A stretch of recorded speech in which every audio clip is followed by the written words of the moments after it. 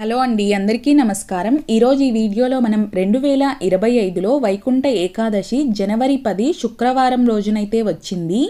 ఆ రోజున స్వామివారిని ఏ విధంగా పూజించాలి, అలాగే ఇంటిని పూజా మందిరాన్ని ఎప్పుడు శుభ్రపరచుకోవాలి అంటే వైకుంఠ ఏకాదశి ఈసారి మనకు శుక్రవారం రోజునైతే వచ్చింది కదండి. ఆ రోజున మనం పూజా మందిరాన్ని కానీ అలాగే ఇంటిని కానీ శుభ్రపరచుకోకూడదు. అది కాకుండా ఈసారి మనకు ఏకాదశి తిథి అనేది గురువారం రోజునే ప్రారంభమవుతుంది కాబట్టి పూజా మందిరాన్ని ఇంటిని ఏ రోజున శుభ్రపరచుకోవాలి, అలాగే స్వామివారికి మనము ఏ నైవేద్యాలని సమర్పించాలి, ఏ విధంగా పూజించాలి, అలాగే ఉపవాసాన్ని ఎప్పుడు ప్రారంభించి ఎప్పుడు విరమించాలి అనే పూర్తి పూజా సమాచారాన్ని అయితే ఈ వీడియోలో మీకు అందిస్తాను. ప్లీజ్ వీడియోని లైక్ చేయడం అయితే మర్చిపోకండి. అలాగే ఛానల్ ఎవరైనా ఇప్పటి వరకు సబ్స్క్రైబ్ చేసుకోకపోతే సబ్స్క్రైబ్ చేసుకొని పక్కనే ఉన్న బెల్ ఐకాన్ క్లిక్ చేయండి. ఇప్పుడైతే వీడియోలోకి వెళ్దాము. సూర్యుడు ఉత్తరాయణానికి మారే ముందు వచ్చే ధనుర్మాస శుద్ధ ఏకాదశిని వైకుంఠ ఏకాదశి లేదా ముక్కోటి ఏకాదశి అని పిలుస్తారు. సూర్యుడు ధనస్సులోకి ప్రవేశించిన అనంతరం మకర సంక్రాంతి వరకు జరిగే మార్గ మధ్యలో మనకి ముక్కోటి ఏకాదశి వస్తుంది. ఈ రోజున వైకుంఠ వాకిళ్ళు తెరుచుకొని ఉంటాయని వైష్ణవాలయాలలో గల ఉత్తర ద్వారం దగ్గర భక్తులు తెల్లవారుజామునే భగవంతుడి దర్శనార్థం వేచి ఉంటారు. ఈ రోజున శ్రీ మహావిష్ణువు గరుడ వాహనుడై 3 కోట్ల దేవతలతో భూలోకానికి దిగివచ్చి భక్తులకు దర్శనం ఇస్తాడు కనుకనే దీనిని ముక్కోటి ఏకాదశి అని పేరుతో పిలుస్తారు. ఈ ఒక్క ఏకాదశి 3 కోట్ల ఏకాదశులతో సమానమైన పవిత్రమైనటువంటి రోజు. ముక్కోటి ఏకాదశి నాడే ఆలాహలం అమృతం 2 పుట్టాయి. ఈ రోజునే శివుడు ఆలాహలం మింగాడు. మహాభారత యుద్ధంలో భగవద్గీతను కృష్ణుడు అర్జునునికి ఇదే రోజున ఉపదేశించాడని భక్తుల విశ్వాసం. ఈ రోజున అన్ని వైష్ణవ ఆలయాలలో కూడా ప్రత్యేక పూజలు, హోమాలు, ప్రవచనాలు, ప్రసంగాలు ఉంటాయి. ఈ వైకుంఠ ఏకాదశి రోజు ముఖ్యమైనవి ఉపవాసం, జాగరణ, అటు తరువాత జపం, ధ్యానం. ధనుర్మాస శుక్ల ఏకాదశి రోజున ఉపవాసం ఉన్న వారికి వైకుంఠ ప్రాప్తి కలుగుతుందని విష్ణువు వరమిచ్చాడు. వైకుంఠ ఏకాదశి రోజు మురా అనే రాక్షసుడు బియ్యంలో దాక్కొని ఉంటాడని, అందుకే బియ్యంతో చేసిన ఏ పదార్థమును కూడా తినకుండా ఉండాలని కూడా మన పండితులు చెబుతారు. ఈ రోజున ఉపవాసం ఉంటే మిగతా 23 ఏకాదశులలో ఉపవాసం ఉన్నట్లే అని విష్ణు పురాణం చెబుతోంది. ఏకాదశి తిథి అనేది శ్రీ మహావిష్ణువుకి, లక్ష్మీ అమ్మవారికి ఎంతో ఇష్టమైన ప్రీతికరమైనటువంటి తిథి. ముందుగా వైకుంఠ ఏకాదశికి ఇంటిని, పూజా మందిరాన్ని ఎప్పుడు శుభ్రపరచుకోవాలి అంటే మనకు ఏకాదశి తిథి అనేది గురువారం రోజు మధ్యాహ్నం నుంచే ప్రారంభమవుతుంది కాబట్టి మనము ఇంటిని కానీ పూజా మందిరాన్ని కానీ బుధవారం రోజునే శుభ్రపరచుకొని దేవుడి పటాలకి బొట్లు అన్నీ కూడా పెట్టుకొని ఉంచుకోవాలండి.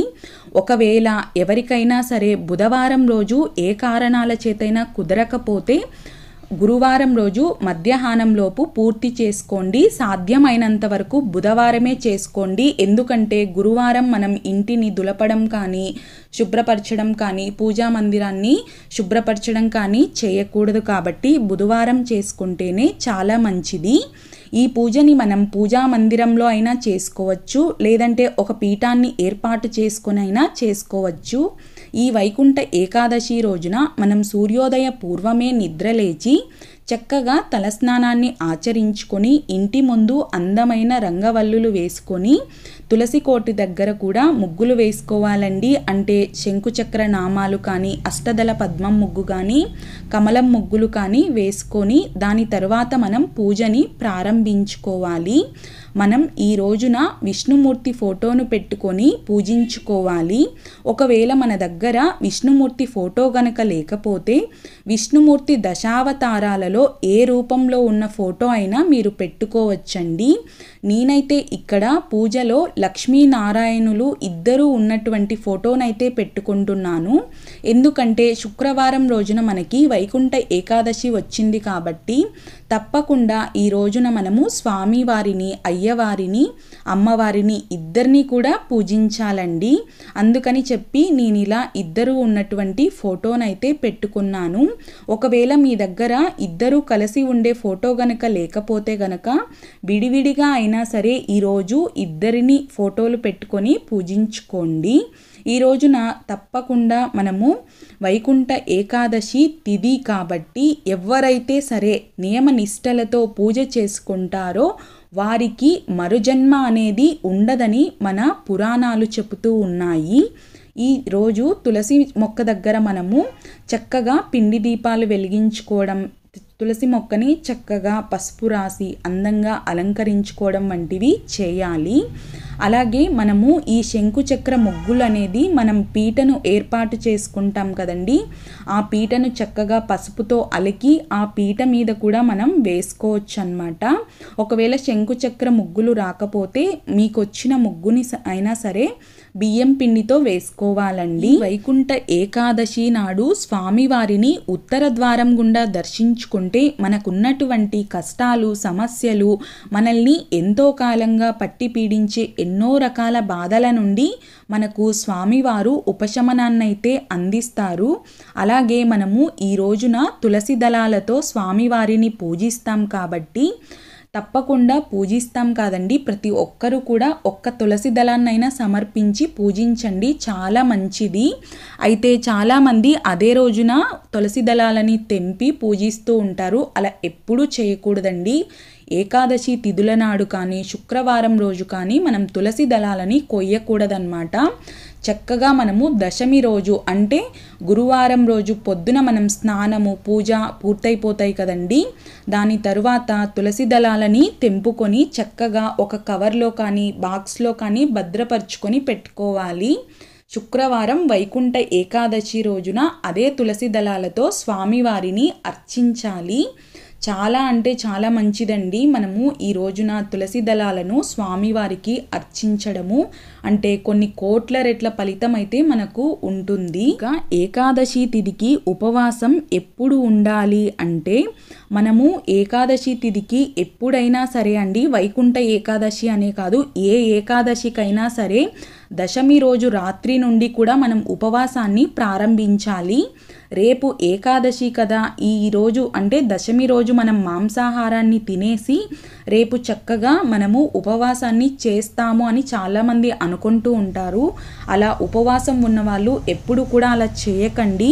ఎప్పుడు కూడా దశమి రోజు కూడా మనము నాన్ వెజ్ అనేది తినకుండా ఆ రోజు మనము మామూలుగా సాత్వికమైన వెజిటేరియన్ ఏదైనా వండుకొని మనము చక్కగా తినొచ్చండి, మాంసాహారాన్ని తినకుండా.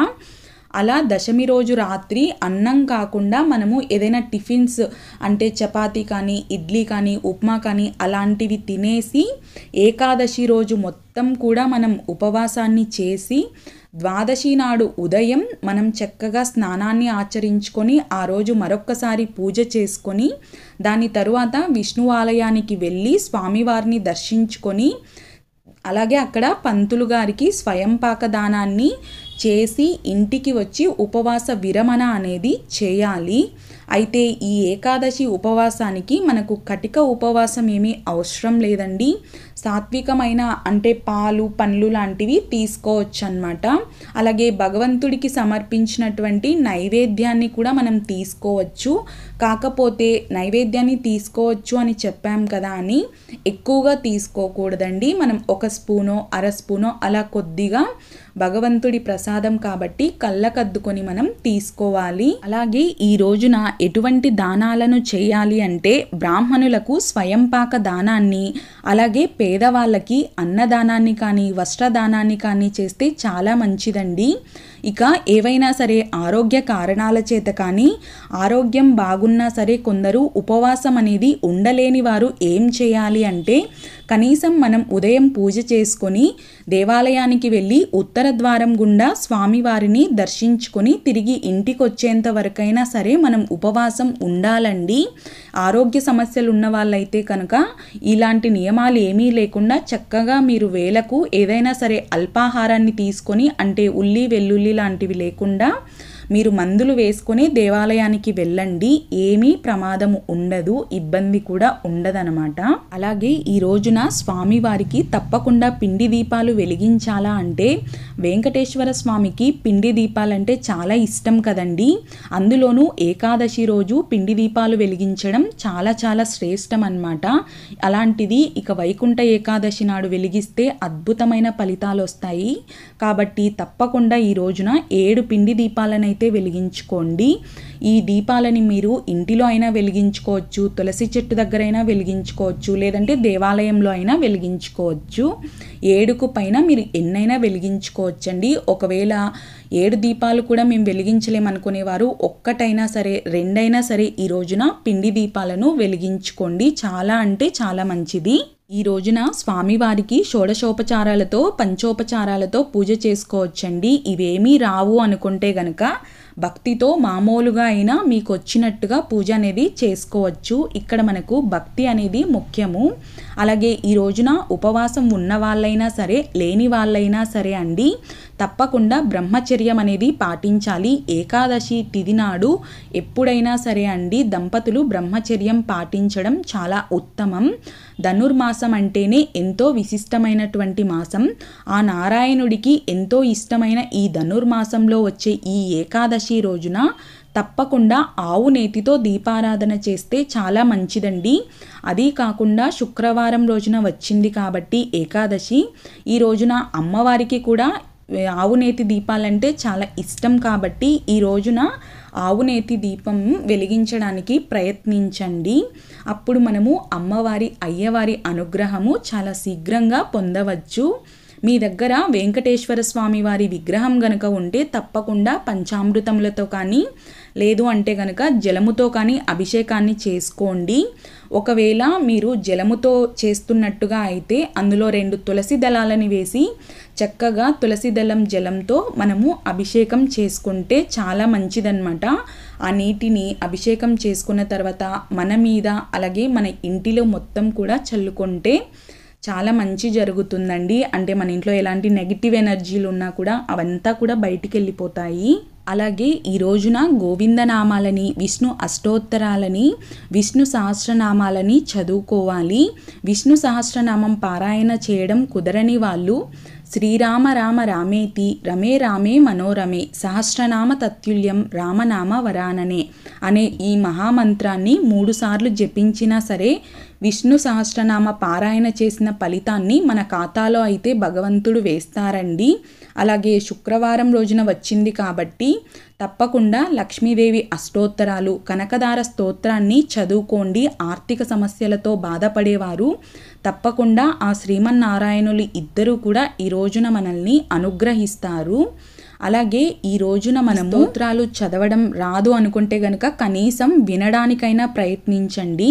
ఒకవేళ అవేమీ కూడా మాకు కష్టము అనుకుంటే గనక ఓం నమో నారాయణాయ నమః అనే కానీ, లేదు అంటే గనక ఓం గోవిందాయ నమః అని కానీ, అలాగే దీంతో పాటుగా ఓం శ్రీ మాత్రే నమః అనే మహామంత్రాన్ని కూడా మనం స్మరిస్తూ ఉండాలండి. ఈ రోజున స్వామి అయ్యవార్లని ఇద్దరినీ కూడా స్మరిస్తూ ఉండాలి. అలాగే ఈ రోజున మనం అన్నంతో చేసిన ఏ పదార్థాన్ని కూడా తినకుండా ఉండాలి. అలాగే భగవంతుడికి కూడా గోధుమ రవ్వతో చేసిన పాయసాన్ని కానీ, కేసరిని కానీ నివేదన చేయాలి. లేదంటే గనక ఆవు పాలని, పండ్లనైనా మనము ప్రసాదంగా సమర్పించవచ్చండి. దాని తరువాత కొబ్బరికాయని కొట్టి స్వామివారికి ఎంతో ఇష్టమైన పచ్చకర్పూరంతో హారతిని ఇవ్వండి. ఒకవేళ పచ్చకర్పూరం అందుబాటులో లేకపోతే ఆవు నేతితో అయినా సరే స్వామివారికి హారతిని ఇచ్చి మనం నమస్కారం చేసుకోవాలి. ఈరోజు అష్టోత్తరాలు తులసి దళాలతో చదువుకుంటే చాలా మంచిదండి. లేదంటే కనుక పుష్పాలతో కానీ అక్షింతలతో కానీ చదువుకోవచ్చు అన్నమాట. లక్ష్మీ అష్టోత్తరాలు మనం కుంకుమతో అయినా చదువుకోవచ్చు, పుష్పాలతో అయినా చదువుకోవచ్చు, లేదంటే అక్షింతలతో అయినా చదువుకోవచ్చండి. ఈ విధంగా స్వామివారికి హారతిని చూపించి మనం కూడా కళ్ళకద్దేసుకొని చివర్లో ఒక పుష్పాన్ని కొన్ని అక్షింతల్ని తీసుకొని స్వామివారి ముందు వేసి నమస్కారం చేసుకోవాలండి. భక్తితో మనం సమర్పించిన ఈ పూజని నైవేద్యాలని స్వీకరించమని వేడుకోవాలి. అలాగే మనము స్వామివారిని మళ్ళీ వచ్చే ప్రతి వైకుంఠ ఏకాదశి రోజు కూడా ఇదే విధంగా నిన్ను పూజ చేసుకునే భాగ్యాన్ని ఇవ్వమని, అప్పటి వరకు మన ఇంటిని పిల్లల్ని చక్కగా కాపాడమని, మన ఇంటిలో మన కుటుంబ సభ్యులు చేసే వ్యాపారాలలో కానీ ఉద్యోగాలలో కానీ అలాగే మన పిల్లల చదువులకి సంబంధించి కానీ ఎలాంటి ఆటంకాలు లేకుండా అన్నీ కూడా సవ్యంగా జరిగేలాగా చూడమని వేడుకోవాలి మీ గోత్రనామాలతో. అలాగే అందరికీ కూడా ఆ వైకుంఠ నారాయణుడి దర్శనము ఈ ముక్కోటి ఏకాదశి రోజు జరగాలని, ఆయన అనుగ్రహం మనందరి మీద ఉండాలని మనస్ఫూర్తిగా వేడుకుంటున్నాను. వీడియో నచ్చినట్లయితే ప్లీజ్ లైక్ చేయడం మర్చిపోకండి. అలాగే మీ ఫ్రెండ్స్ అండ్ ఫ్యామిలీ మెంబర్స్కి వీడియోని షేర్ చేయడం కూడా మర్చిపోకండి. వీడియో చూసినందుకు మీకు కృతజ్ఞతలు. ఓం నమః శివాయ.